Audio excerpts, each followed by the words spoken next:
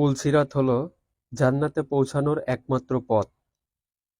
এটি ভিন্ন দুইটি ভাষায় দুইটি শব্দ একসঙ্গে পরকালের একটি অবস্থান বর্ণনার মাধ্যমে স্বতন্ত্র বৈশিষ্ট্যপূর্ণ একটি শব্দে পরিণত হয়েছে।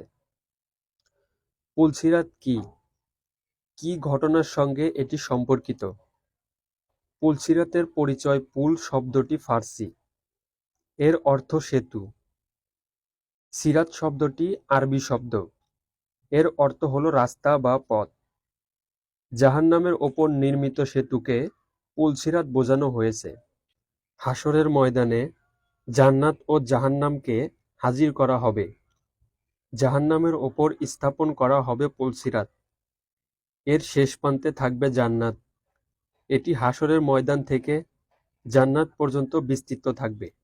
হযরত আবু সাঈদ খুদরী রাদিয়াল্লাহু তাআলা আনহু বর্ণনা করেন, পুলসিরাত সম্পর্কে আল্লাহর দিদার ও সিরাতের বর্ণনায় এসেছে, অতঃপর পুলসিরাতকে এনে জাহান্নামের ওপর রাখা হবে।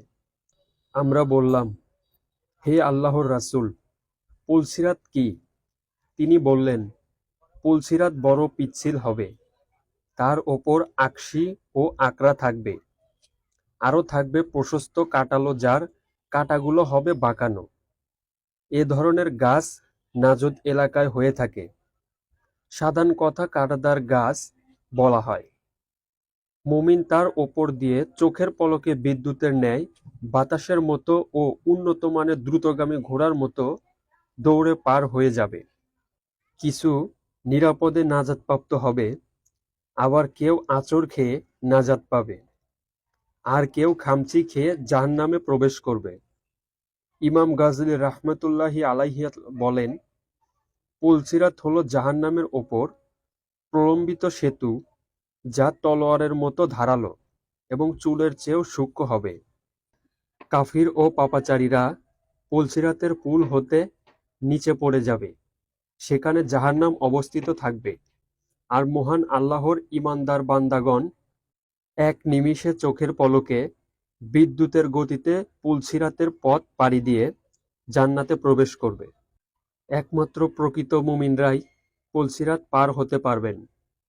আর কাফের ও মুশরিকদের প্রত্যেকটি দল দুনিয়ায় যে সব মূর্তি ও শয়তান ইত্যাদি বাতিল উপাস্যের আনুগত্য ও ইবাদত করত, সেসব উপাস্য ও নেতাদের সঙ্গে জাহান্নামের আগুনে নিক্ষিপ্ত হবে।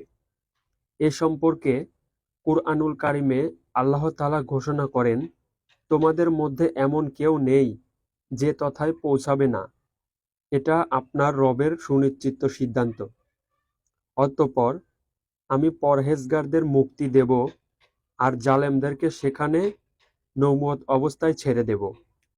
আয়াতের আলোকে এ কথা স্পষ্ট যে প্রত্যেক মানুষকেই জান্নাতে যাওয়ার জন্য এ অন্ধকারাচ্ছন্ন ভয়াবহ পথ পুলসিরাত অতিক্রম করতে হবে, কারণ সেটাই হবে জান্নাতে পৌঁছানোর একমাত্র পথ।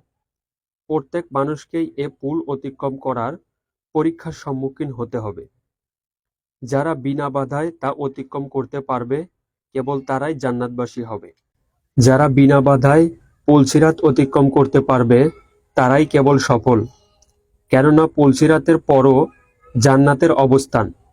আল্লাহ তাআলা পুলসিরাত অতিক্রমকে মুক্তাদিদের মুক্তি দেবেন, আর যারা সীমা লঙ্ঘনকারী, অত্যাচারী, তাদের অসহায় অবস্থায় ছেড়ে দেবেন। অতঃপর বাকি থাকবে যারা প্রকাশ্যভাবে আল্লাহর ইবাদত করত, চাই তাতে তারা সহ্য হোক বা মুনাফেক হোক, এদের জন্য জাহান্নামের উপর পুলসিরাত রাখা হবে, আর মুনাফেকদের সেজদা করা ও মুমিনদের নূর থেকে বঞ্চিত করে মুমিনগণ থেকে আলাদা করা হবে। মনে রাখতে হবে, মানুষকেই পুলসিরাতের সম্মুখীন হতে হবে। মুমিনরাই সম্মানের সঙ্গে দ্রুতগতিতে তা পার হতে পারবে। তারপর পর্যায়ক্রমে কর্ম অনুযায়ী পুলসিরাত পার হবে। দুনিয়াতে যারা ভালো কাজ করবে, 5 ওয়াক্ত নামাজ পড়বে, নবী করিম সাল্লাল্লাহু আলাইহি ওয়াসাল্লামের সুন্নত মোতাবেক চলবে, আল্লাহর দেওয়া নির্দেশ অনুযায়ী চলবে, পবিত্র কুরআনের আলোকে নিজের জীবন সুন্দর করে তুলবে, তারাই কেবল পুলসিরাত পার হতে পারবে। আল্লাহ তাআলা আমাদের সকলকে পুলসিরাত পার হবার তৌফিক দান করুন। আমিন।